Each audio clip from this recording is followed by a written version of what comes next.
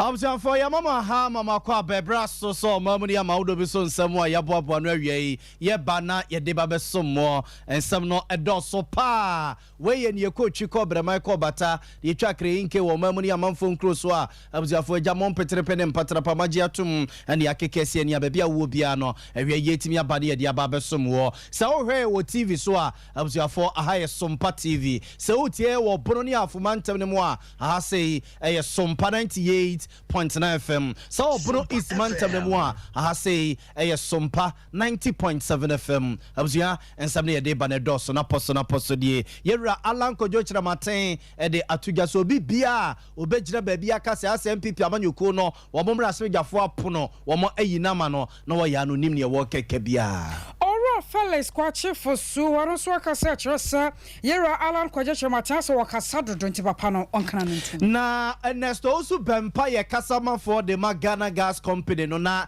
entity about some performance and Jeff Upon so chess already. I am not going to say Wabako, Mampenina that John Dramani Mamma, the office say, no, I call about Dumpim, Aqua Yetcher Honomo, Niatis in Nipebi man warning and say, so pen whom so in Agnes or yes, I didn't want a DNA no more the Bayano. Yera Alan Kwajecha Martin, the Cheta phobia one more Timon Temon and the other teacher, woman in a dark cab, one more Baya, Kennedy, and Mudinichi. I was your friend, and back call a Baya Sabia, said, your dialysis, you kidney, semi, you say a home boy. Utia in German so and Madame Kuma woman as we give him a semi omodo to movie. So and now when you for some George, one of them Russell Johnny de Madisha when go prom about one person so one of work as such was a fan economy year Lancash will fail you. I was for when you have for Pinuani, I can see any Sakasia baby will be an area yet me a body at the Ababesum more as a day young for ma in you may queen. I threw a herbal center woman at the 3 o'clock capsules, a tired chi. Tabeta clinic in Yabusia for young Kwanian Conquajara Sapa. Prostate no man way, Mofa Memanonco, no more conquashim. 21st clinic in Yada Siatica expert and the one. A first what's a back clinic, a sea and control so stroke here, Denabusia, for Quanaya son of Busu set and a wohonum. Cloud internet, the fastest internet in the world. Dr. Bay Watana Sopa tap a new site to draw Bisa Quadakra. Wadoba Kwama, what papa. Our first shadow so I send Yamia Dumo and check. Short down walk no a basso. Ya Kennedy a compra kwa Japan one so Edmonton to mine. I want to swadi who die so betu kwa brochira. Express Group one so bad yama pa. Ya busuya enche. Ya the one home in nata abetuja. Asom for me no ya aji adwana ya wo beken kan sami me.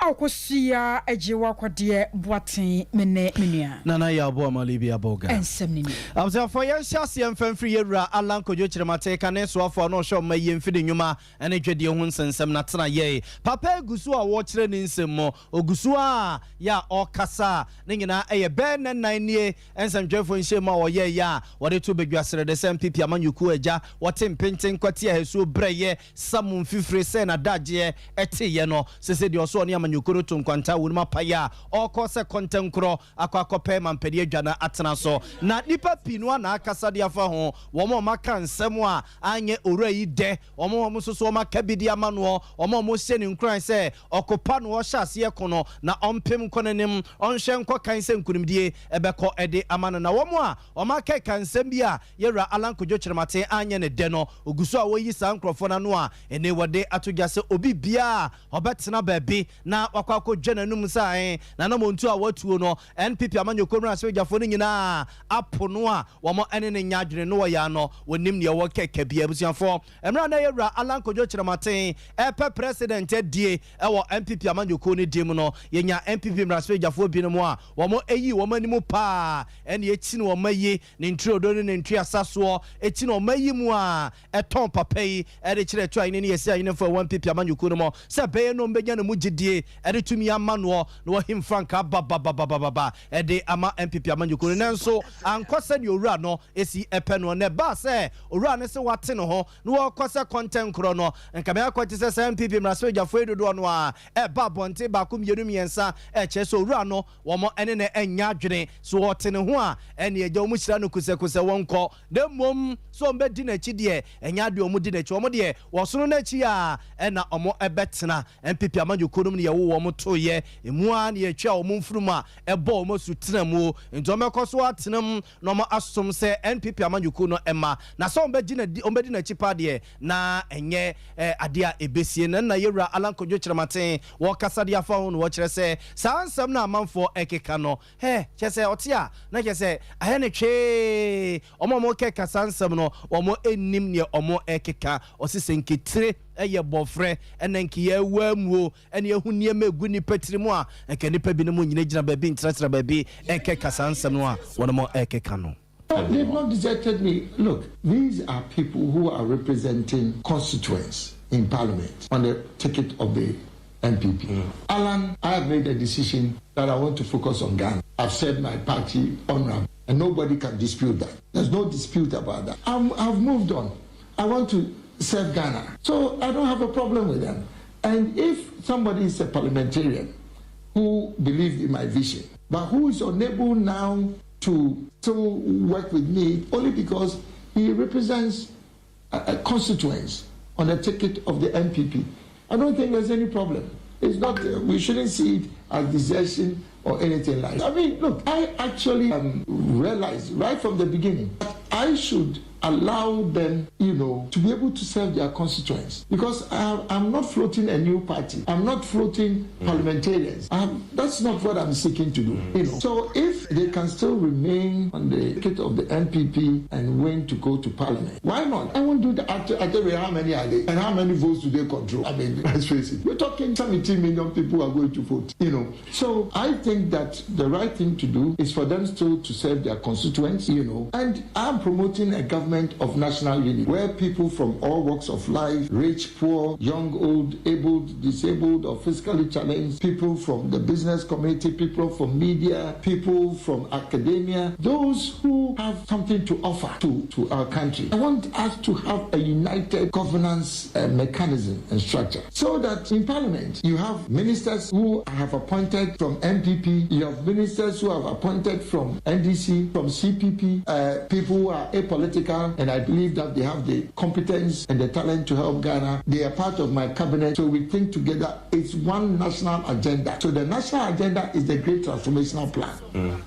Abzanfonti we yera Alan Kojo Chirematen yete na yera Alan Kojo Chirematen Frida wato na numu tuoka chira mansa nyina se wo free MPP amanyoko ni mu no anka me asade achade asabia da se wo chini wo TV stations ane radio stations ahodo aka nsem wanie na nanu ada TV station ba kwa kwatena so anu wakasa no ene wo baba chiro se Ghana fo nu won mo ho anase mpo yanya ya adwono kura se akwa kwato de amandisi amanyoko ni sanse kwa bana sanwa na eyade ebeye nu hu kese pa yenkwa na nyina da wo kirem se yera chodro mani mahama ya obatena akonya no so panyi a wo sa ba so san so ban papa no woni hwede magana enti na sem bia wo ka bia no akwa se tetesem no a ene woda so a wo ka de ba na eno nam so ama ndisi amanyoko ne dimu abro se bu kwa manka se abato ampa so panyi ba ko a wo wasa mrahye dwa akonya obepre bi wo yera Felix kwa chifu su wono so de ato dwa ya wo kire se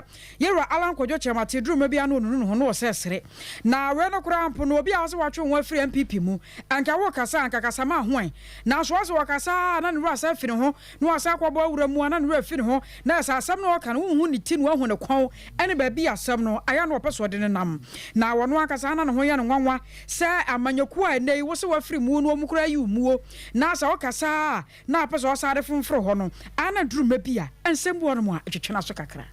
Well, it is very surprising to hear Mr. Chirematen speak this week. For somebody who says he has left the MPP, he still appears to have retained the MPP's penchant for peddling on truths and presenting them as facts. I'm not sure how Mr. Chirematen could have been in Ghana all this while and still hold on to the very, very false notions that Mr. Mahama have not presented any policy alternative. In fact, if you listen to Mr. Chirematen carefully on Monday, you will note that he repeated some of the policy proposals that President Mahama has spoken about on many, many occasions. I refer you to Mr. Mohammed's speech during the launch of his campaign for the NDC flag bearership contest in Ho last year. And it was quite clear that, among other things, he will reduce the size of government from the current bloated figures to under 70 ministers. He also said that he will scrap ex-gratia payment. Mr. Mahama promised that he will carry out the most far-reaching and most comprehensive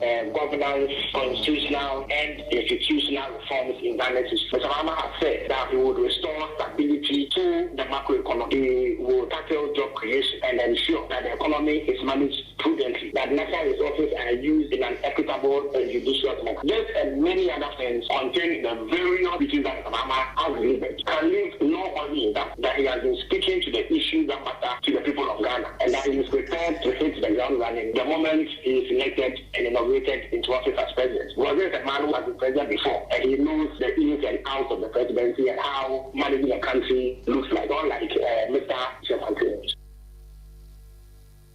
I was here for a year, you're fellas quachi for so one.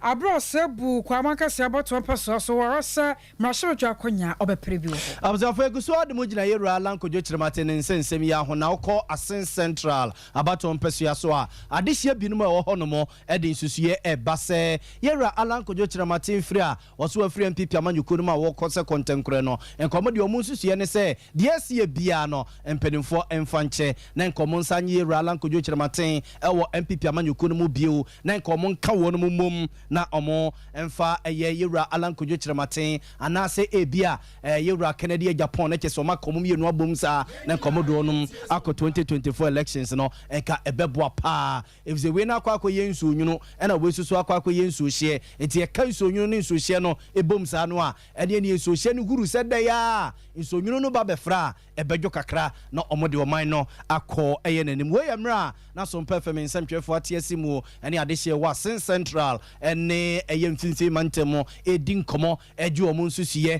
and no madrincha we ralan ko jochira matin na namontu a watu ho and yera Canada Japan ono so eja amafo bi no mo ehwiahwia e didinkomo e susuo sesa nkoya amano eye November abato na MPP amanyu kunu bekwa akoto no a wanhwe ya no no so e kwa akote no na adehye no e de nsusuye ba se ba bia duro no de he se koye na we ate no ho we afase no kebe yanka yenka Alan ene Canada Japan mum inform ko 2024 elections no nti be ya ga Alan no ntwema Kennedy na Kennedy mla na ye so yenya MP ye kan say president bi wo ye so ye man mu ase ye asemfo Central region ase yenye bi wa na kromo aso no enhye ni bonyam nti ka me ko anka Alan no ntwema Kennedy ejuma ne de mu odie papa isi ade ya ha sisi ya ye fu esem no fu esem de cost pa ana one car so de omumfo njama ye ejuma ya star ya basa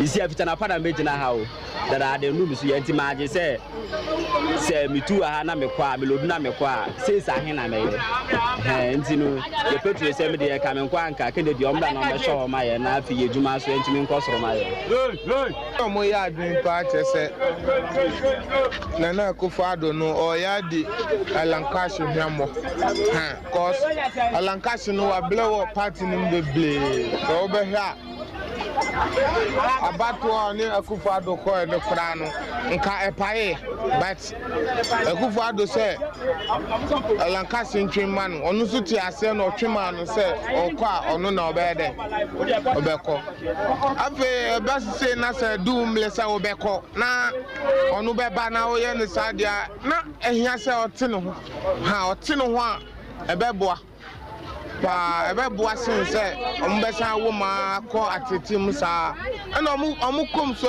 omu ti omu ho so a omu party no abawe omunya omu kambom na omunye bako enu mo beboa say this election clan ye ya next election no ometumi anya this is the pa taxi drivers ade kuye pa ye fo enu say uko point 8 ya obe isu petrol be ble afenso ye kwan senchem road say car no ye to ndade enne acha 3-4 days 6 hours akoto dade so no bo de ama adwuma ne yɛ so we are problem yɛ blɛ pa on betwa kan de ne yɛ sure say oba betwa kwan na Kennedy Japan there why mistake just beginning of starting tema Kabana or president. The red need to be an no na or the president KP. Kasa corruption in ano and to member. Let us say an MPP Abania who says this year no Peniforno or Macho Mumu. HSA ally. I will be a Sanka or to me deep president or Maimu because a Sanka on the post or be entering no.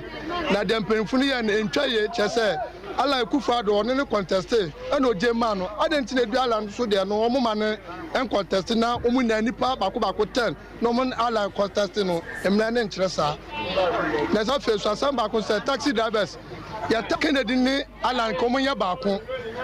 Omunya Omunchomo party. Na NDC MPP. Na you say different party was not here with the Obekna Mano. Sana Kamide Madrin Chairman. Yes, sir.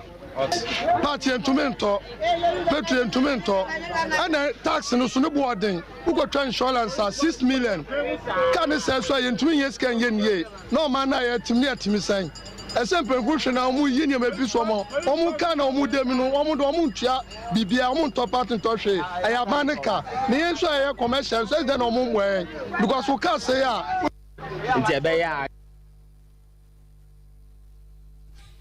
was right. I was at once some so a day amamo.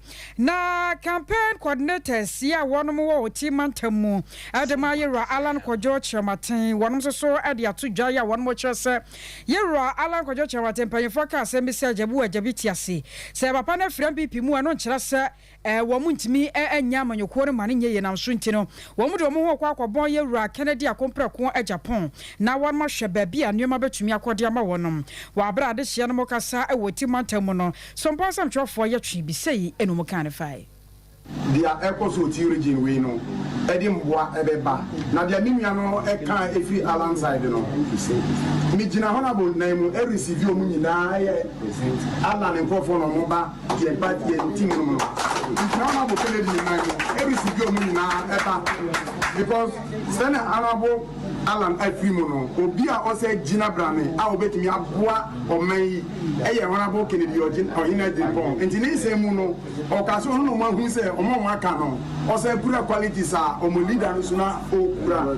Anything, and what your man who on the moon, Nanese Mukrami to me who say, and yet Omolida na Owa, and Communal Economy and Canada. And Tinyame and Edoma Becca, and Wayena Yebekun or Kumpa, Yama Ghana, any MPP party. And Yamomina Aquaba. Na Yensua Yewo Tim Numudadano. And Yadia Yebedio Muyambo. Bibi Bia, I was a ye, a Giomo, Tisebusunya Bako. Yebejomo. Said you, Ignadia Talent. Allah, you should be my lord, you are the time, Mandana Chia, or Mana Hobra, Musumo, a Juma Sem, any year to say, we didn't know what children was in Secapa. Said the enemy was supposed to pull into law. Yes, she as far as my Akano, we should know Ken.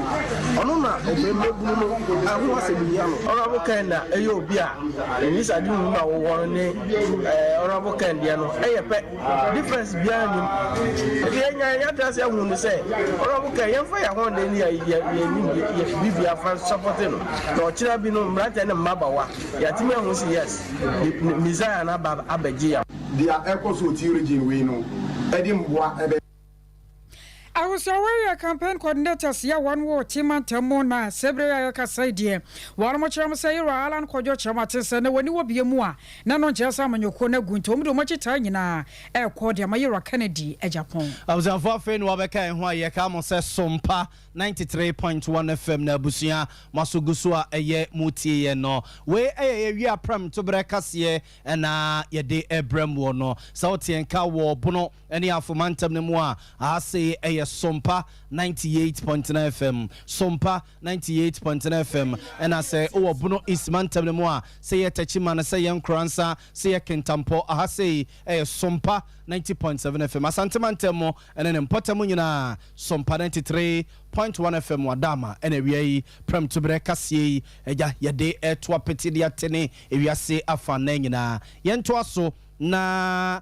Akosia sumna esafiyako sumna efayako I was say to some so na amra sebajania wajira de mama for wani ngo pram about one person so yormonya for some George na wadi atudwa elchirasa sa wo hwemo pa no amampanyi nado na mamuom na bakwa semunya de ayira Alan Kwadwo Chematia ene wase wa friend pipi amanyoko no ni di be pa ho anase be firi mu de biara da wase papa wo hwemu amra bi atwamu no na wayosoafo wa hwe adwade ni firi nyuma nsam so na enokura mpo no ene ya wafra konya so no na no ada nsam kae no na nyina akwa mapanyi na do na nneema hodo a woya yanko a na no wokasa nso wote akonya so wantumi anya bibi papa bia amfa mwa wo man no ya Commander Sugar Factory yewra mahama na pan so ye senka wo ye ade aboa mo man no yatimi anya sikire ne ho nneema no yewra Alan betena akonya so soofo re adwade ni firidwuma so wantumi anya bibi papa bia amfa mwa eno no wokasa sen na wo man no atatia prapansam na sa aguni ewra Alan wa firi mu kurampo no asetele wa KMPP enim guase a won magu o man no ho bi ya yi ni firi mu a enya de beyi butterfly an elephant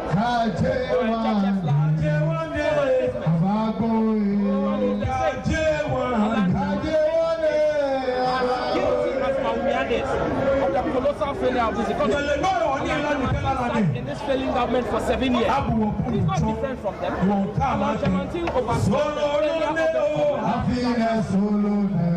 Different from Baumia. So whether he is a man, butterfly, whatever it is, the elephant is a destructive they are very poisonous. The color they have, they are extremely poisonous. Right now, I'm being in my job.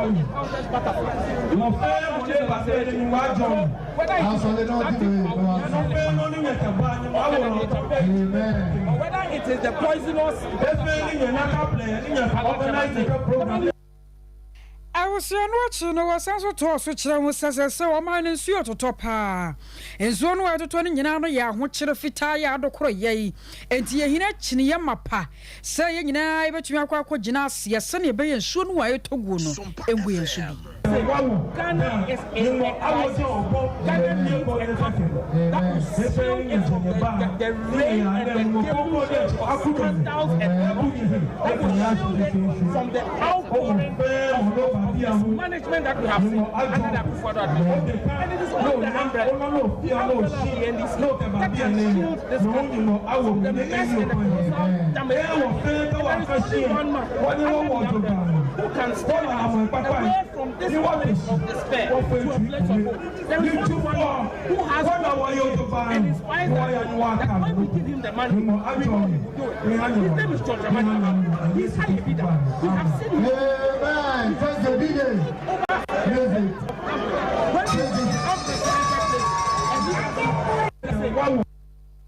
I was your way, I'm not sure Johnny. I was not the moment for a warning go pram about 2 pesos so. When for Sam George. I was a friend from Okwa Nesto Usu Bempa, where Kasama for the Magana Gas Company Limited, Nekua, your friend is fixing the country movement, or your penny pada no, observe for Nkratebia, or more a day ababonte. Near the Tetian says, ye be now watching you know it, you know, Yera and Usu Bempa, Ebedi Ekua, you're from fixing the country movement, and Amaudumaka demonstration for Mampeni that John Dramani Mahama, the officer, a war and Pumpedamantemo, Ningina, say omo efi say mampani da John Dramani Mahama penso a na odi mampani no dream katasese proye binom ekoko so a ho behia say special kwesi Peter o se attorney general o se CID fo a ajimje no mo fo mo nyim no mo 50 mu ni dwemu ma ba mu hwehwem na se emra bebo papa no a emra ene no akwakudi na saa na montuo no a Ernest Osu Bempa bo papon ene ne dom no peso mutuo no ene ntiti abato so mpefem nsentwefa pono so chese NDC mrantere mabawa ekuo akantama dinsi awi aboagu so se Ernest Osu Bempa na dwene se obekwa akoye saa de no o mampani da John Dramani Mahama ne fie ene ne office ya e wakra pompire mantamanie wo mo ene ne depa ene ne selema tu sele danka brim danka bramwa chese obi apata enye yi na omonsem omoka ene se so we mampani na nadu danko akufu ado wono so na mamu a wobu ne sese ya krono katasehye dream kankan ne proya adore munya asem ketwa eno no mom ene wo se Ernest Osu Bempa ene ne fixing the country movement for no also many ekọ ho also omoma omani ebene ho sense omo ebe yo madwene se mampani da John Dramani Mahama wotire ba bi oluman omo edi eja ebekọ akogu ne chem ye tete chese NDC mabunu koi esoso echrese kwambia so se Ernest Osu Bempa ebon humusuo se obedi domonim ede akoma mampani da John Dramani Mahama na tena ya ene omone ne de pa na Greater Accra Konkra pompene mantemu a opani a wono ene bobo mrante ne maba wakuo ahodo nyina no ede ma NDC amanyuku no eye yewura eye Blessing Amos na eja wode krata we ba bonte de nsemu yi ebepi dwana nenka ye hwe ni mu watwene yemu se ye bekwa oma no so nenka ni opani Ernest Osu Bempa aboa papon akwakodi asemi ho nkomo sanyem bia wate ana se ni demonstration no a wan na adwene so obekwa akoye o mampani da John Dramani Mahama ni fie ene ne office no NDC mrantere maba waku no e de krata bia ba bonte man won ne ana na empo de mo ne benya baso ana se enam won nti no eja yem hyehyia ba watch asensen abzafo egusu a ye pusu homa no se ye benya Ernest Osu Bempa ne ne na edi asemi ho nkomo ahoma ne nyantuto mu ide ye nto akase ne so ye fam konsem foforo mu aboso ya konsem foforo mu na kwalabu abayaro sabia de krata bia ba monte so a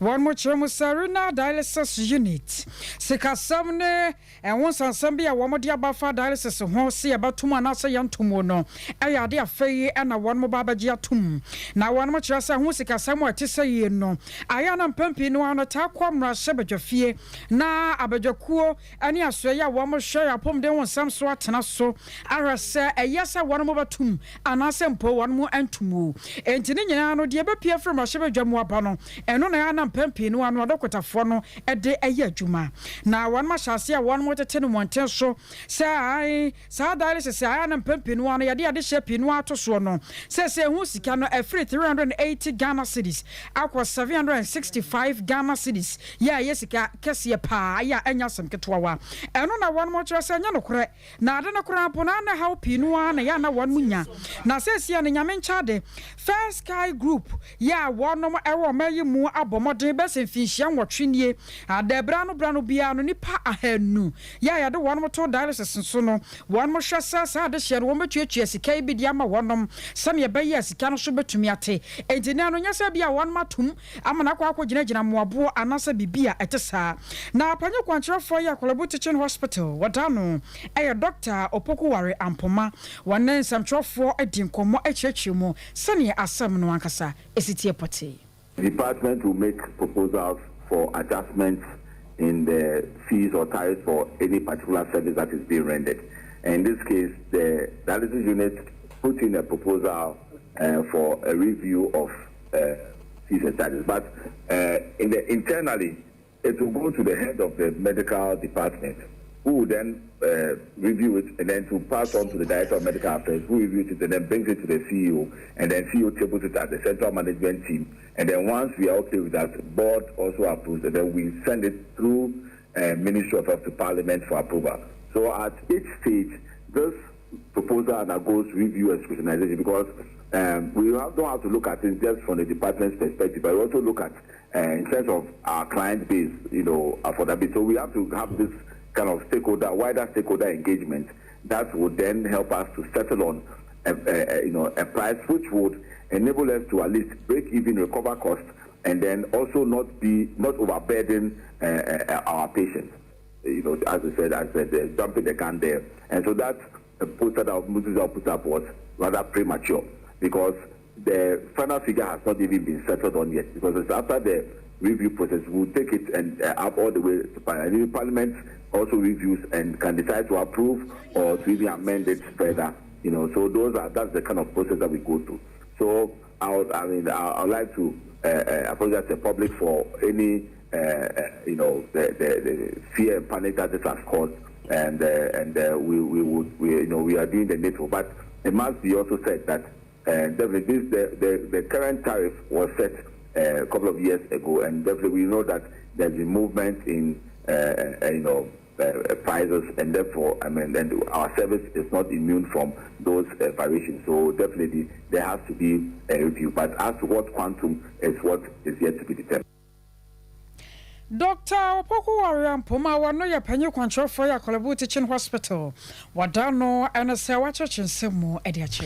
Abza for Kolebu nsemu ya ne dialysis ya yedi honkomo ya. Ene namso me dom kume wagana mrasimi gefima semi omususudu omanu watumu bia openimpa bana pomdene ene hompempana wadi nkoma okasa edema edom kumano eye onabo kwabena minta kandwa waye mrasimi geni obo mrasimi gefima desia osa hidwabo so abatom pesu aso na nense ma woka nyina ne se saa na montuo we ya Kolebu aban ya asabia mpenimfo peso mutu a sese dialysis we ya wadwene se wo kwa akoye bia wo mo atum de free 380 Ghana cedis edene number 765 Ghana cedis no so kwanse egu akire no etia mra etomra wo mo de wo ma hye Kolebu aban ya asabia mpenimfo sa de no a wo mo ye ne so ma nya ya abroso adwoada ndc mrasebejafo no nyina ebeji twi akokolebu aban ya asabia hono ma se ye court kura na wasa asemi omo tabiri de kwa omo atabiri ediako onabo kwabena minta kando ede sanse metu jawabra no ne so mpa fem nsem twefo di nkomo no wachire se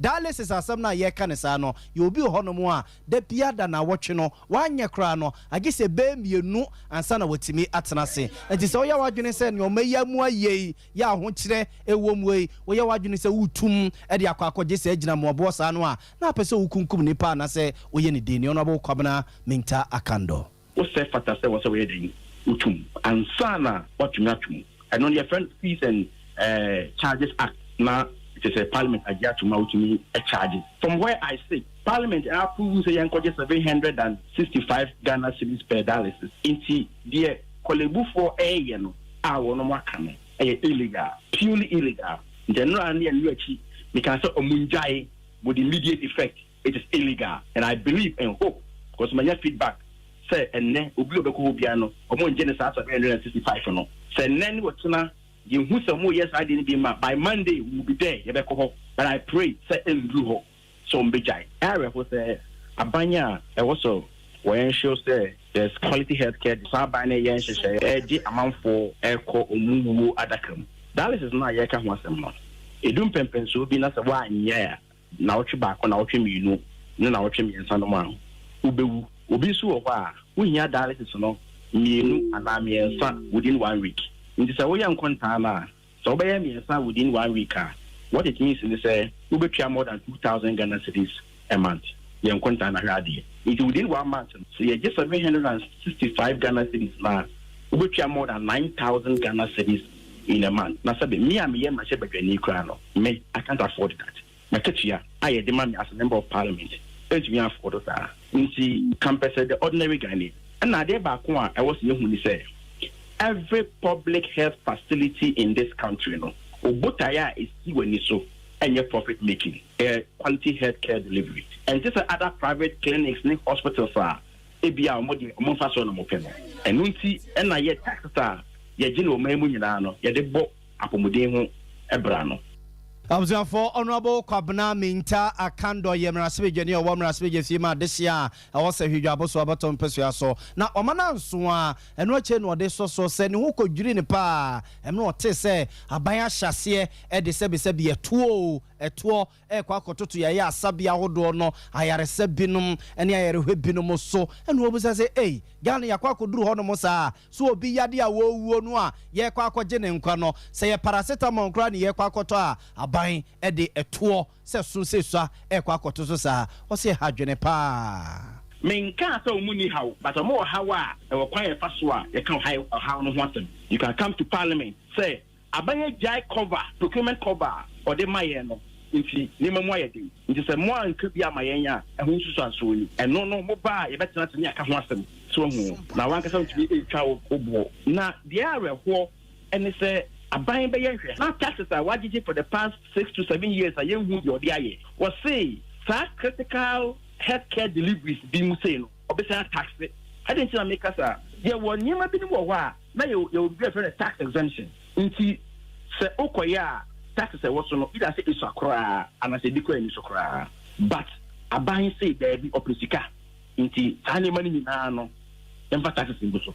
And no more Sano, air second, so the between the healthcare delivery. For example, food inflation next year and a later part of this year, the best because farm equipment, the farm input are not canino, yeah, and want taxes to piano, and I buy the taxes and goes. The Omokraba, they will pass it on to the final consumer. Into everyone, the beer was a buying a year, not far from within basic ones saying, a big journey nice or no. What's a buying it? For example, I was at least every district hospital be account that is the machine we also buying a tomato because they're basic. But I can tell you, sir, most of the district hospital we need that machine. How many be near to have the this guy yet they win here and pata by a pum within Anka Anka without blinking an eye. Let's look at this problem under the health insurance scheme. But the health insurance scheme itself is we are pretending it's weak and but with the quite cheaper. Obi a wo team bi anim some American say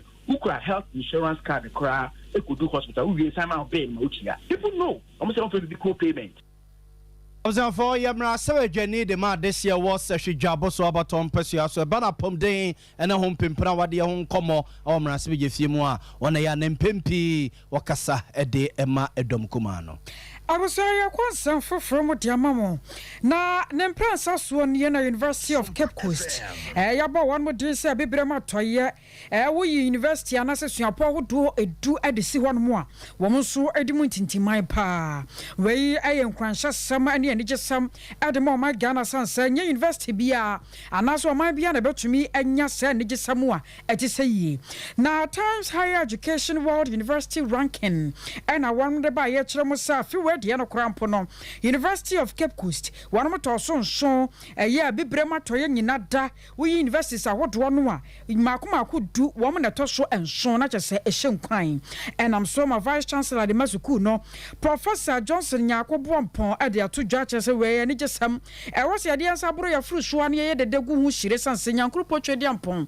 One again I didn't hear any other Shuku no more tempo to watch any at the church of so. Send one must be a one more fan. And I'm a nation upon Eda Sokonim. Education,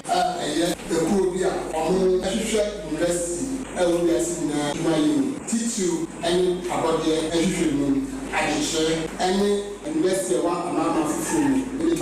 And I feel so. I don't know what most will invest in senior or maybe the crop that is for. I cannot go from money transfer. Tanya men we should university will be as in now or actually be kind of possible. Now I see them support and kill the group. I see your son and I feel what they said for me is that against you. Start to the same amount line or her and watching. Then in the I feel so. University of Cape Coast, a school plan and work with them. Yasa di kan our house. Then hango and my atoye as then we are selling. Now school plan and work and be better now. You know also get down. Then I feel for this second.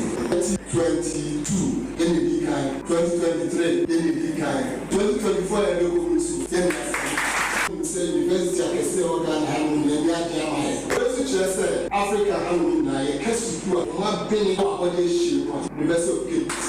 Side ye see that the free brand or side for Dr. Pamela program.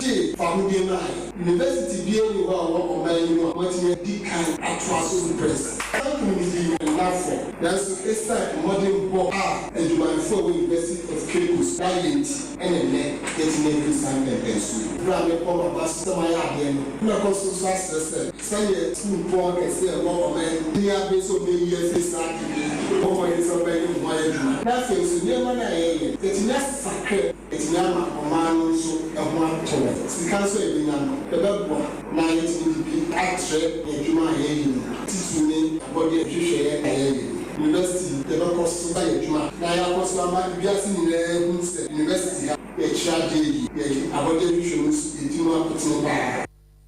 Vice Chancellor of the University of Cape Coast, no Professor Johnson Nyako Boampon, and Nayatan and Canabusia Yanquay. Nayanquay, much emotion, Sanse, Yadiano Dawson. Yadiano Dodwana, Quanda, Quanimu, Biniakano, Dialysis, Yadoto Swanacha say, Musika Samno Yakwa, Pinson, Diamond. Ebiano Nimada Kodia, so kidney, no water chama, and only a Diana Dokota for a tire.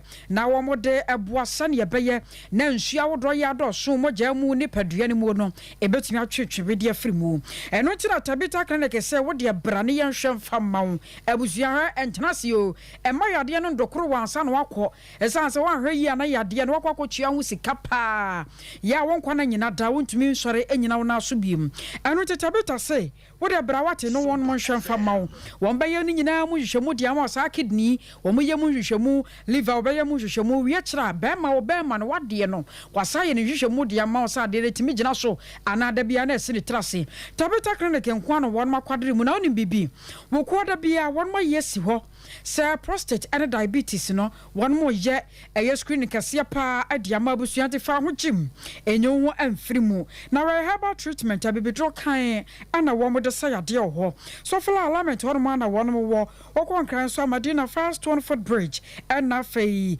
takwata krade ene sunyane won ma ho ma ne 0260 196219 0260 196219 21st clinic nie da siataka expert ye ne panyine no ya na obi age atom won mo maka ne nyina ye fake won mu sua ye nso emfa ebusua mo ma 21st wati woto asentini no a twe wa de ba wo nambro mu wonom no a woje wo ba bia enye ye wo sa wo ya kadam wo no eni da so nyansan 21st nko an ye ba hwewo ye ba ma massage ankasa ye ba massage ama honam na sisi wo so ye de fidie ba hwe mo je no maka wo abia na ya de foforo bi so hye baabi eno chi ni se wo konya se de biduro kanwa ye sa de ba kan ma ho to na mpo yabasa so to for dia ka ho kuma se hwe overseas junction on mo aba for radio no obo asenso ka so quarters court junction and Krandome market sunya na kranza na tachiman 0540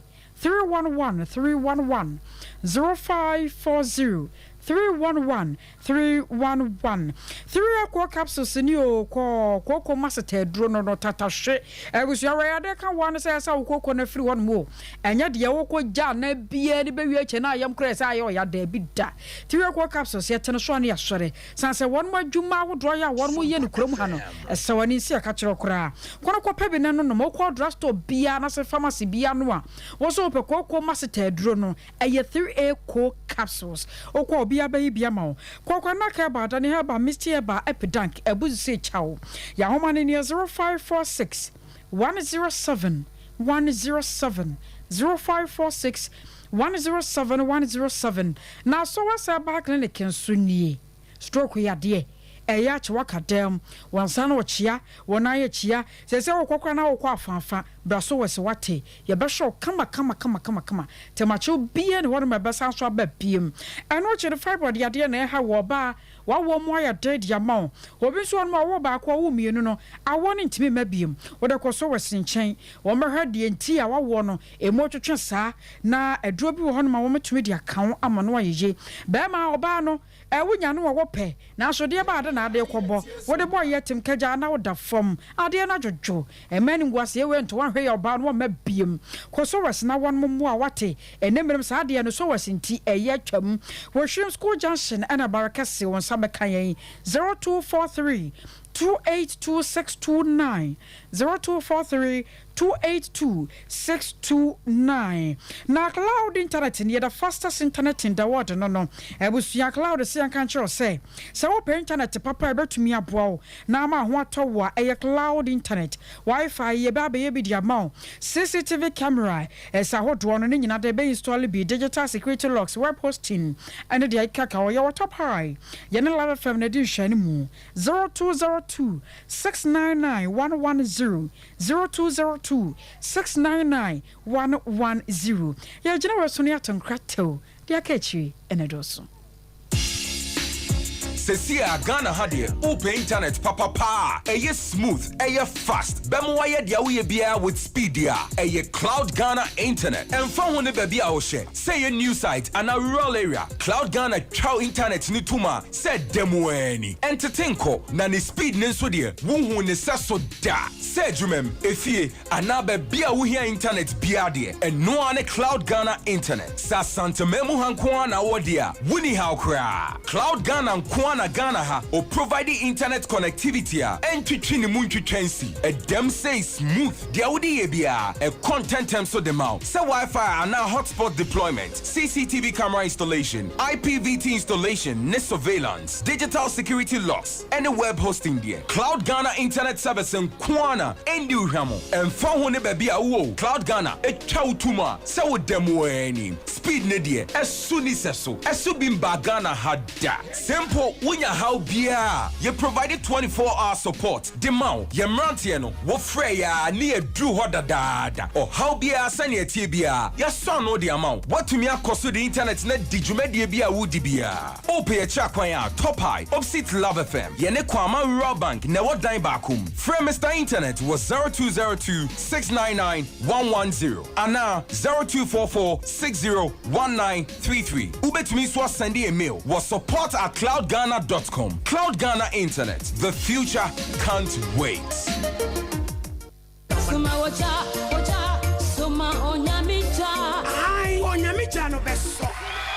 Omayiri yaw edubuachi onyame akoa ya wieye pray wade tumi ahyene no afre foot for talk adehye nyina ene yankwankwa bi a how done so September Liberty Conference epepaso na bebaso Maranatha Evangelistic Ministries Kumasi Harper Road asemu ayakasa ho ye free asomafo se etiedio no mochi temumi no akopem yensa Acts chapter 28 verse 2 to 3 shaneson say we a burning of arrows part 2 anopano sia pepepepe Brown Kunkru Bejaye, a damn 30th September, Kumasi Atum, Harper Road.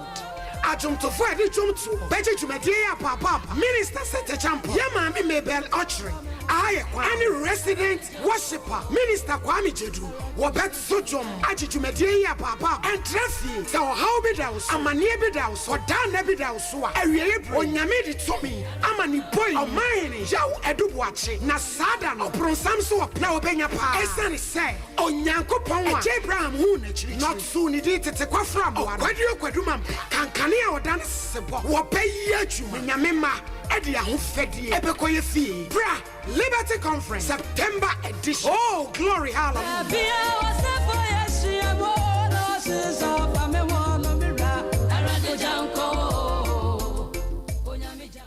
21st clinic aye sciatica expert sciatica no o nerves na wo to ase na fa wo siremu na fa wo nansia besi ase ho no se ho techema eno ene fa ne sciatica na etimi bubu oto ase ka wo se dwe wo sirem wo je ho ba bia enye na no na 21st clinic ba ye adwuma pa wo mu ye ntia baso bo ma gye no Ghana ha ene amono ne enya asem ketewa wo mu gye international awards ahodo wo mu gye local awards ahodo na anu nso na wo mu bie the only sciatica research and treatment center in Africa bibrim ha no ebi ni ba bia gye 21st clinic nkoa wo mu de bibiduro ene besa o yare no masa de machine aka ho eya yare sabia yare bia wutimi de ko ne mama ade ba ko a wo ma gidi wo mu pa no eye sciatica ena stroke nso de kwa diabetes ne hypertension ni ade Ghana ha ba bia wo mu ho 0540 311 311 0540 311 311 na 21st clinic wo mu ye sciatica expert For a sasso mama kwaba bi weba Sompa 93.1 FM ye busia for ye we pram to break us so ye nto akase no somamo na ye mfomo enko ensemfufro mu na Ghana National Association of Graduate Teachers Equality friend say nagrate for na omosre oswafo a ohwe Ghana ye ngomasu ho nsensem so obiem so Ghana Education Service and for say double track no a free SHS ekotebre de ba ye no mampedi na do danko akufo do sabre no a wode double track na eba no chefo nyina bosa abroso a mfie numa chide wo mo ebesa akwakosia wo dem akwawre wakobusa bre wa plus times akeka ne mesie ni sabre no de suku no ni classroom no masisi bi de ama no ni ono so a woni dormitory no mo abrobi e de agu ho no mo e de ama wo mo a mo fi se ba bi a ya pem so aba bedroi sabre we de o sa biden ne bo hye so na sa double track no a free SHS esesa de ba ye no wo mo eyi edifri ho no mo National Association of Graduate Teachers say womo epenimpa yera Angel Kabono ena odini domwonim eyensempchefo nhemu a omode sansami eto nsempchefo anim emra free senior high school bae no aban enso di double track e bae a school for no ebeko obi nkrofo bi beko school na nkrofo bi atena efie na edumri bi na nkrofo foforo nso akọ school sa double track Eddie Oshe to yenso the pressure potokasa ebeka pressure to yenso sisi baby ye du ya bre ye nuanu ma mo ye djuma wo kitchen ana mukase omo nko holiday omo nya omo ahome ye headmasters ni assistant heads any house staff omo nya omo ahome teachers I tradie no rest now your corner sounds wa enye ye because eba no sounds wa na amanfo de omo sika na eko ayaresabia na omo brebre ye pese e catch Ministry of Education in Ghana Education Service any aban say omo share ebo say in fear enum 5 years na omo de free senior double track no e be wiye na sesia yes I double track no. Observe for way Opening Angel Kabono National Association of Graduate Teachers or no any pen power down on na answer and which was so edit so say can it to one more teacher kwabota breswa na me kwafia ko big guess ye neja me guess SP hui ye nim se suku ya ye koi o first term na mababa jima ho me kakra first time na broso a be bosume miensa bosume 9 de mabakwa akodi wo school na mabafie na bia be na watwe mienu na watwe miensa mababa jima ho me na masaso akọ na no na kwa second term no eno so be bosume miensa 9 de mabasaso akọ akodi ho na masaso abafie ababa jima ho me na kese third term no ho na kese watron so hwe na wie na wade ni ade no wawie odi awie account so hwe si ye be promote so obeko anim se unko nim ni nyina kwa kogina tetem ho no mo omo sra ban se tete ho no mo kwan no a ni e faso de co school no se kai sa so de ababie wa enke bebo apa na se me omo kan hwe na aban amfa ne tra sa aban amfi a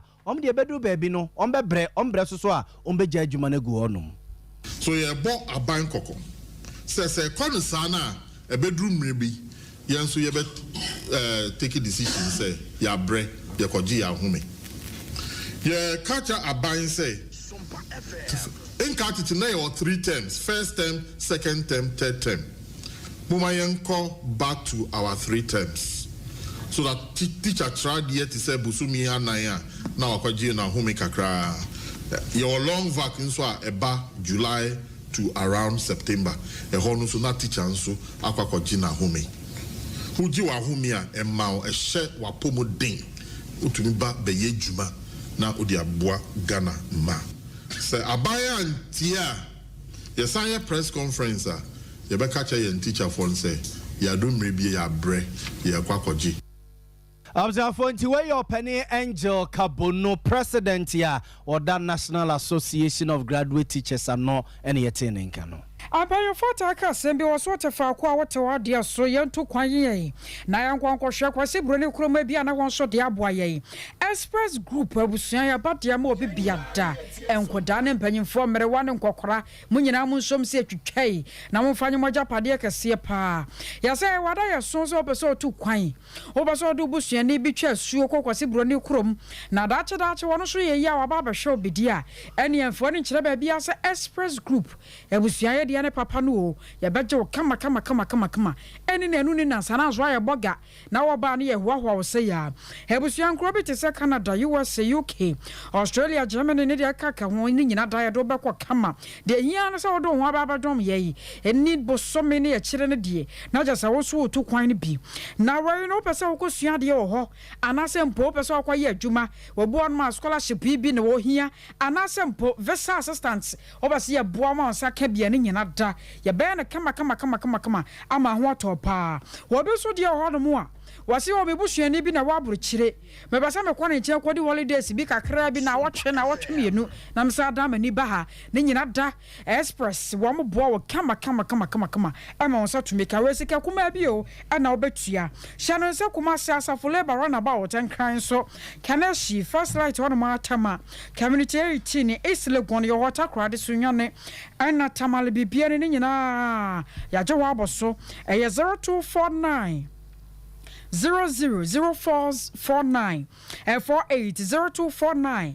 000449 boy asewuni na busama mesa mo bia mai 0249 000448 aha anasa 0555 550067 Express Group ye babua pa na Dr. Abe say o watana so patrapa wo de gene number na ansa gene number no ne ani nkomo bi 0243 345 392 0243 345 392 and 0506 460 208 abe number no hwe udo tana so apatapa wono a apatapa junction so wono no a bisasa wo ko Dr. Abe nchen obi ya de oboko ne honya yera kwan sanse cyborg kakraka bo hono mo a uduru ya bushana no akasa na ekere wo kwan na wo na wo kro no ba ma wade no ya mre wakobu pa ena mo san ade no akote bi stomach ulcer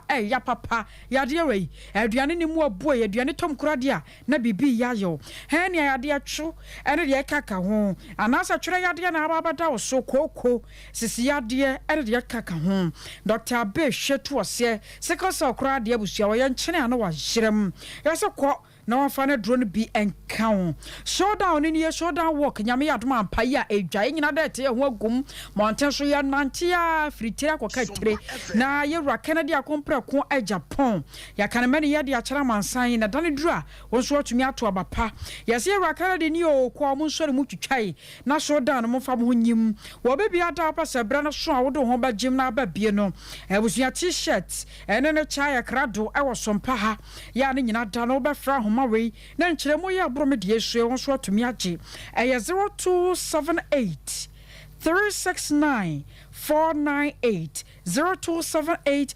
369 494 0278 369 494 aha last number no ye 4 entiano ma shano so ede amaye na mezo ne 5G drink no ewiya ya fa bi ngu ya bo na ye bonyo ya fom adwuma na ya no awiem aye hyehye no ne nyina anwe ye se fom he wo de ko ba bia ye to ano no de bisasa wo pemizo ana 5G wo anya bi entohwe mizo de no emu apika masa ade bi no so ho bibi en ye wo mango de ho en ye wo miss fruit de ho enti wo nya bisa no a na wo nya obrodo bi bread no na wo de aboso ana wo de je 5G na fa si wo nchen wo twika na kakra no anom kakra be boa de mu no nyina da ebusua betimi aye adwuma no aye ne biem fa ya homa no aye be pen dodo mu na 2 0246 270 221 0246 270 221 yaba bo kama